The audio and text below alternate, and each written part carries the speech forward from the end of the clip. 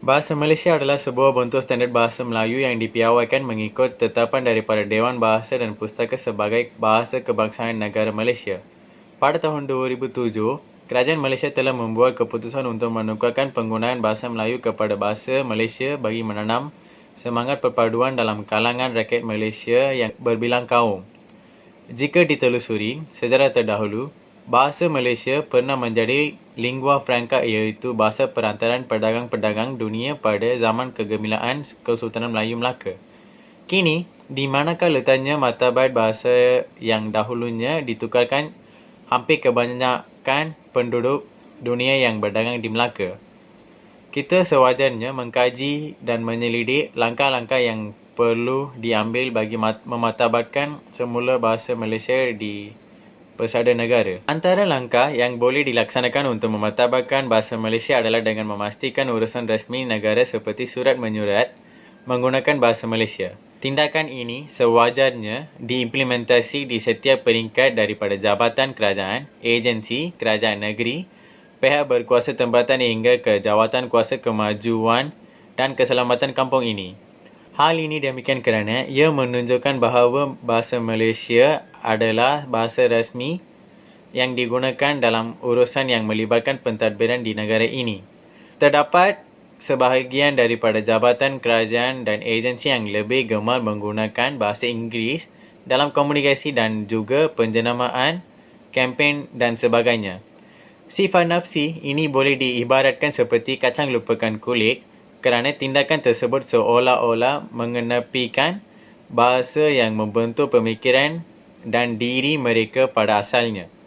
Maka, setiap kaki tangan, awam dan sesiapa yang bekerja di bawah payung kerajaan Malaysia sewajarnya menggunakan bahasa Malaysia dalam kebanyakan perkara khususnya perkara rasmi sebagai tauladan kepada masyarakat untuk mempraktikkan ia dalam kalangan diri mereka sendiri. Di samping itu, bahasa Malaysia boleh dimartabatkan ke peringkat lebih tinggi dengan menghapuskan sekolah vernacular. Kita boleh lihat kesan penubuhan sekolah vernacular pada hari ini di mana terdapat warga negara Malaysia yang tidak fasih malah tidak mampu bertutur dalam bahasa Malaysia. Situasi ini adalah tidak sihat untuk negara kita yang telah lama merdeka dan hidup dalam kalangan masyarakat majmuk.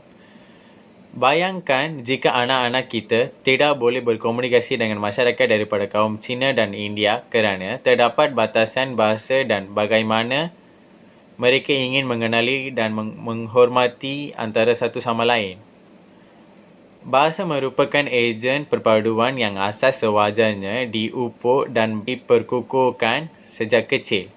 Persis peribahasa Melayu, melentur bulu biarlah dari rebungnya. Ini intihannya perpaduan antara kaum dan bangsa dalam negara masih lagi utuh tetapi isu-isu rasisme masih pasti dapat merancang perpaduan yang lebih kukuh. Selain itu, penerbitan buku, bahan bacaan, seni lagu serta kandungan digital yang menggunakan bahasa Malaysia seharusnya digalakkan. Kerancangan bidang penerbitan dilihat semakin perlahan kerana revolusi teknologi hari ini dan ia perlu diadaptasi dengan segera. Masyarakat terdahulu disajikan dengan bait-bait, sajak dan syair daripada karyawan-karyawan yang mampu menyuntik semangat diri dan negara.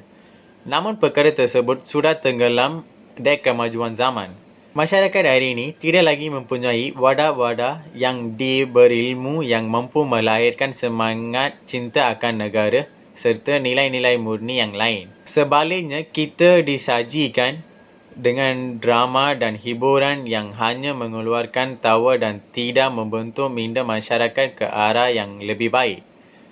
Persepsi dan budaya ini seharusnya disedari oleh semua pihak dan mula bertindak untuk mengubah kepada perkara yang lebih bermanfaat.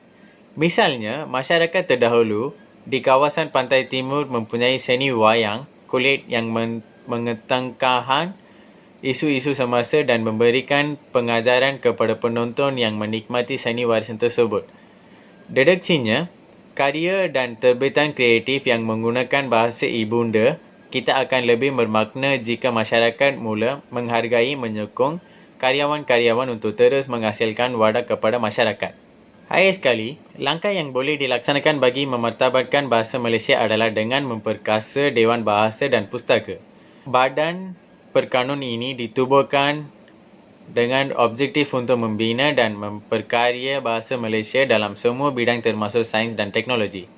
Oleh itu, inisiatif daripada pihak berkuasa yang konsisten dan jumlah yang besar diperlukan supaya inisiatif-inisiatif yang dirancang oleh Dewan Bahasa dan Pustaka dapat dilaksanakan. Seterusnya, badan tersebut harus melaksanakan pelbagai aktiviti yang menggapai minat umum terhadap keindahan bahasa Malaysia. Sebagai contoh, aktiviti sayembara pidato antarabangsa anjuran Kementerian Kebudayaan, Kesenian, Warisan dan Pelancongan dengan Usaha Hama Radio Television Malaysia (RTM) baru-baru ini dilihat sebagai anjakan paradigma yang berpotensi memperkenaan bahasa kebangsaan di peringkat dunia. Ia telah berjaya menarik penyertaan peserta daripada serata dunia seperti Korea Selatan, Rusia dan Kanada.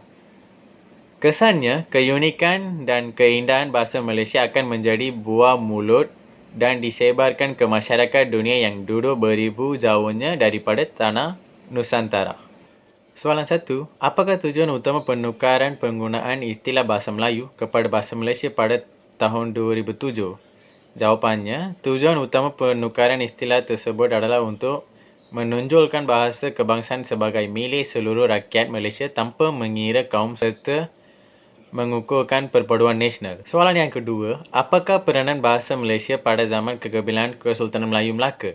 Jawapannya, bahasa Malaysia berperanan sebagai bahasa perdagangan, bahasa pentadbiran, bahasa diplomatik dan lingua franca di rantau Nusantara.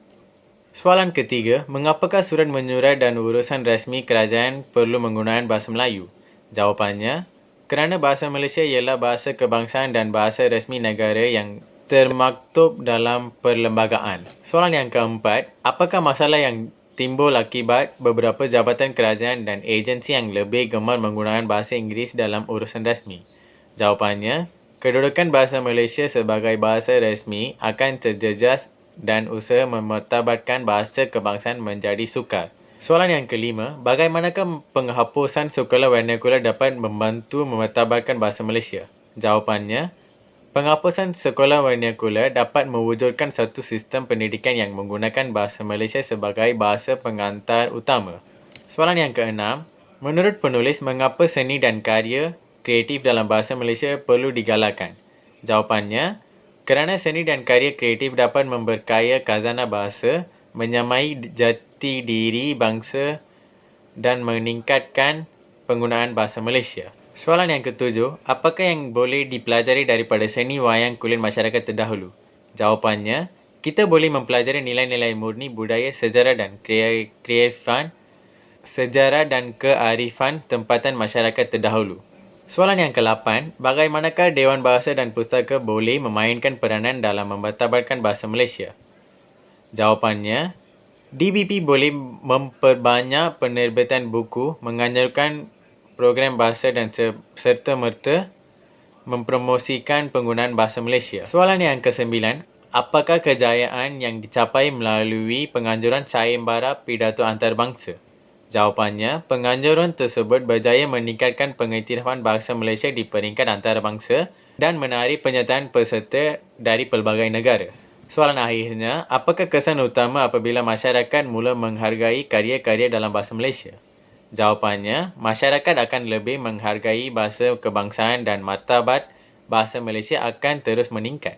Sultan Perak bertitah, penilai keadaan rasuah wajib dilakukan secara jujur, ikhlas dan berfakta agar boleh dijadikan bukti bahawa kita sangat serius mahu membendung, memerangi atau menghapuskan rasuah.